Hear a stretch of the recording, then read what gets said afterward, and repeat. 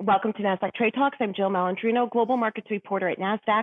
Joining me remotely is Phil Mackintosh, chief economist at Nasdaq, to review how policymakers and investors model out the global economic impact of the coronavirus. Good morning, Phil. It's great to have you with me as always. And it looks as if the market is taking a cue from some of the positive news that we saw in the overnight with potential treatments.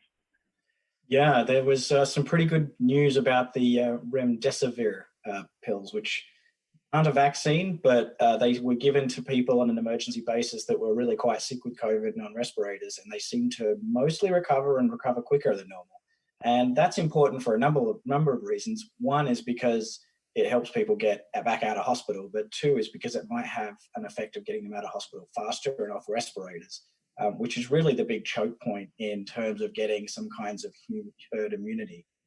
If this becomes less deadly, it's obviously a lot less scary. And that's even important in terms of getting back to work. Let's take a look at our first set of slides today. Cases are actually increasing on a global basis, and certainly in Spain, we saw a pretty big spike there. Yeah, in Europe, they're trying to get people back to work already because they're a little bit ahead of the US cases in terms of getting us under control. So these two data points, I think, are a little bit concerning. China is worried about a second wave. They definitely still have new cases on a daily basis. And this data from Spain is a little bit concerning. If people have all gone back to work and they're starting to reignite the spread of this, then it's going to be much harder for us to restart as well. And even the global new case data, it's stopped falling. The data yesterday was actually a relatively high print.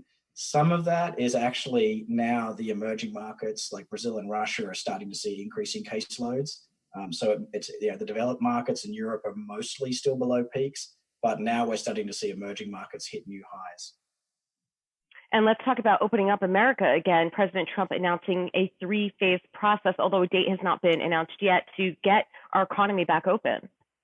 Yeah, and it's a rational enough approach. I mean, obviously, none of us want to go back to work if we're going to have to sit next to somebody coughing and giving this to us and having to go to hospital and get sick. So phase one is going to be a relatively slow reopening where you've got businesses that aren't in that tight a contact. So you'll have, maybe sports venues if there's social distancing and restaurants if there's social distancing, maybe getting back into gyms.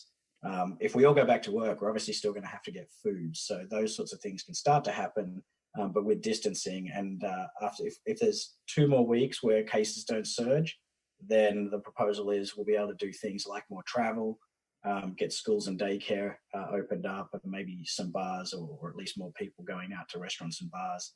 And then the final phase is to take away restrictions on healthy people and even some of the vulnerable people, let visits to hospitals and nursing homes resume. So that's sort of a rational approach. And I guess the risk is phase one gets paused because we do see a reignition of new cases. Well, it is encouraging to see that at least it's agreed upon that it has to be a gradual process to get us all back to work. And if we look at our next slide here, perhaps taking some lessons from Europe and understanding what's happening there as we are 2 weeks behind.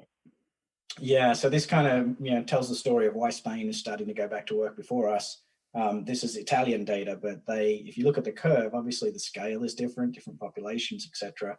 But the curve is very similar, and Italy is about 2 weeks ahead of us. They've had a couple of fits and starts in terms of getting the new caseloads to go down, but they have consistently got it to keep going down, which most countries have found. But this will be good because if Europe has some problems restarting, we should learn from that. We've got 2 weeks. They're 2 weeks ahead of us, so we've got 2 weeks to digest what they've done right and what they've done wrong, and not repeat those mistakes.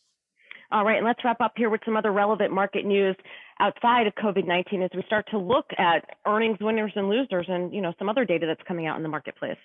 Yeah, I mean, you can see from the earnings data already, some of the banks are a little bit concerned about credit risk and defaults from the provisioning that they're putting in, and that's probably why financials had already sold off a lot.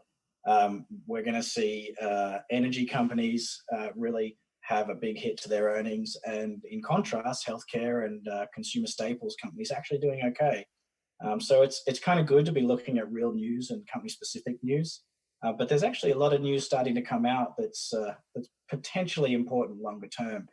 China's GDP came out overnight as well, and they had a big decline, having potentially managed their GDP to that 6% rate for a number of years. They've got unusually stable GDP, and they actually came out and said it contracted by 6%.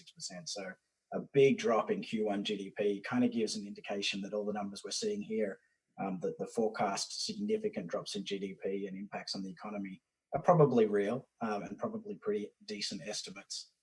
So, obviously China, we're watching their economy bounce back and seeing how fast it does and doesn't bounce back, and what people do and don't do, and trying to learn from that as well, because they're even more than 2 weeks ahead of us. All right, Phil, great to have you with me as always. Enjoy the weekend.